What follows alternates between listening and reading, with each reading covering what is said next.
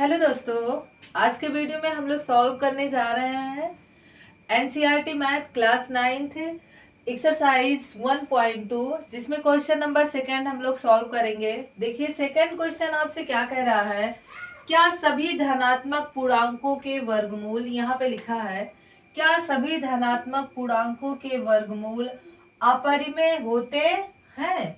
यदि नहीं तो एक ऐसी संख्या के वर्गमूल का उदाहरण दीजिए जो एक परिमेय संख्या हो। कह रहा है जितने भी हमारे धनात्मक पूर्णांक होते हैं, पूर्णांक आप सभी को पता है ऋणात्मक भी होता है और धनात्मक भी होता है, तो ये हमारे रहे धनात्मक पूर्णांक और इधर हमारा क्या हो गया, ऋणात्मक पूर्णांक। तो कह रहा है कि जितने भी धनात्मक पूर्णांक होते हैं, यानी इधर साइड की बात कर रहा है, कह रहा है इन सभी के वर्गमूल एक अपरिमेय संख्या होता है।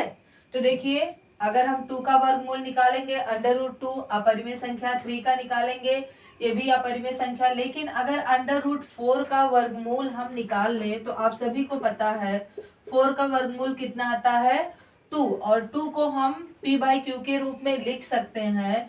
अब ये हमारा कैसा संख्या हुआ, परिमेय संख्या हुआ। तो इसका आंसर क्या हो जाएगा कि नहीं, ऐसा बिल्कुल भी जरूरी नहीं है। तो इसका आंसर हम लिखेंगे नहीं, सभी धनात्मक पूर्णांकों का वर्गमूल अपरिमेय संख्या नहीं होता है। अब आपसे कह रहा है कि आप कुछ एग्जाम्पल बताइए जो कि एक अपरिमेय संख्या नहीं हो, अर्थात परिमेय संख्या है। तो देखिए इसका एग्जाम्पल हम लोग लिख सकते हैं √4, वर्गमूल निकालेंगे तो 2, और 2 हमारी कैसी संख्या हो गई, परिमेय संख्या हो गया। ठीक है, और हम लिख सकते हैं √9, इसका वर्गमूल हो जाएगा 3, ये भी हमारी कैसी संख्या हो जाएगी, परिमेय संख्या हो जाएगी। ऐसे और एग्जाम्पल भी हम लिख सकते हैं, 16 लिख सकते हैं, इसका वर्गमूल होता है 4, ये भी हमारी कैसी हो जाएंगी, परिमेय संख्या होंगी। तो धनात्मक पूर्णांकों में ऐसे कई संख्याएं होती हैं जिनका अगर हम वर्गमूल निकालेंगे तो वो हमारी परिमेय संख्या आती हैं। तो इसलिए इसका आंसर क्या हो गया, नहीं। अब हम लोग क्या करेंगे, थर्ड क्वेश्चन को देखेंगे और देखते हैं वो हमसे क्या कह रहा है।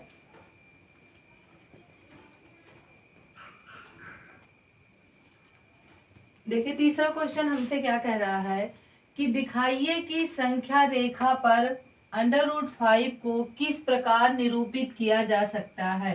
ये √5 हमारा एक अपरिमेय संख्या है। कह रहा आप बताइए कि इस अपरिमेय संख्या को हम कैसे इस नंबर लाइन पे रिप्रेजेंट करेंगे। ठीक है, तो हम लोग रेशनल नंबर को प्रेजेंट करना हो बहुत इजीली कर ले जाएंगे, और √5 को देखेंगे कैसे करते हैं। तो इसको करने के लिए हम लोग सबसे पहला काम करेंगे, एक नंबर लाइन बनाएंगे। उसके बाद क्या करेंगे, यहाँ पे जो हमारा पॉइंट होगा यहाँ से हम 2 यूनिट की दूरी पर एक पॉइंट ले लेंगे। तो देखिए यहाँ से यहाँ तक 1 यूनिट, फिर यहाँ से यहाँ तक 1 यूनिट, यानी जो हमारा पॉइंट ए आएगा वो यहाँ पे कहाँ पे आ गया, 2 पे आ गया।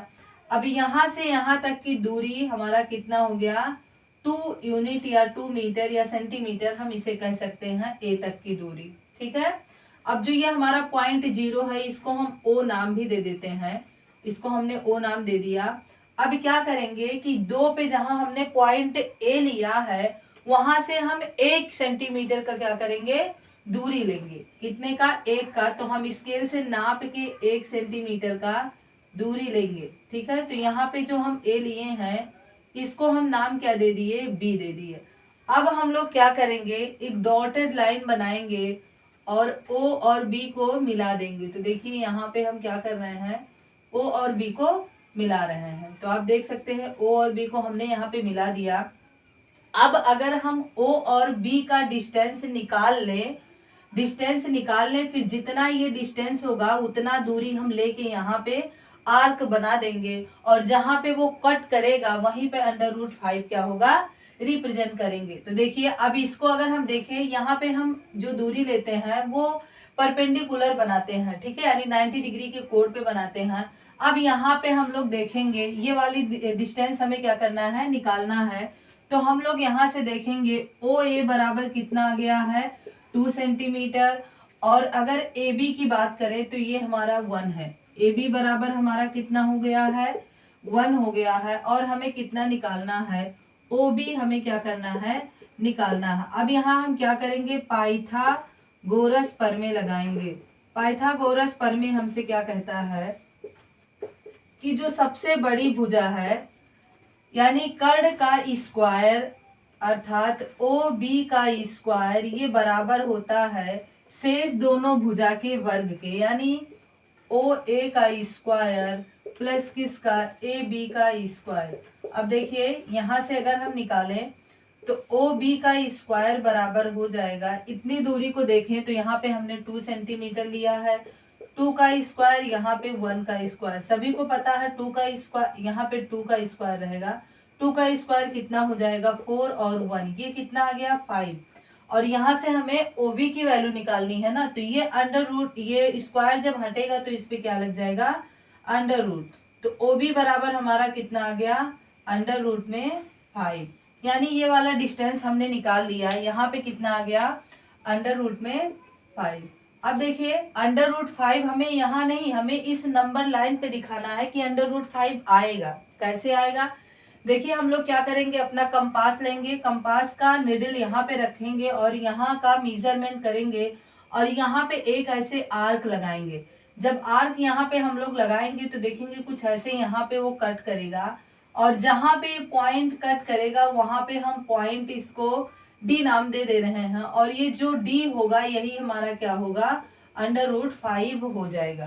तो देखिए इस नंबर लाइन पे हमने अंडर रूट 5 को बहुत इजीली रिप्रेजेंट कर लिया। तो ऐसे ही किसी भी परिमेय संख्या को अगर अपरिमेय संख्या को रिप्रेजेंट करना हो तब हमें देखना होगा कि हम लोग कैसे यहाँ पे क्या यूनिट ले, ठीक है। तो यहाँ पे हमें ये चीजें ध्यान देना होगा कि मतलब उसका सम करें तो हमारा इतना बन जाए, ठीक है। तो ये आपका क्वेश्चन नंबर 3। अगर आपको वीडियो अच्छा लगता है तो आप लाइक करें, चैनल को सब्सक्राइब करें।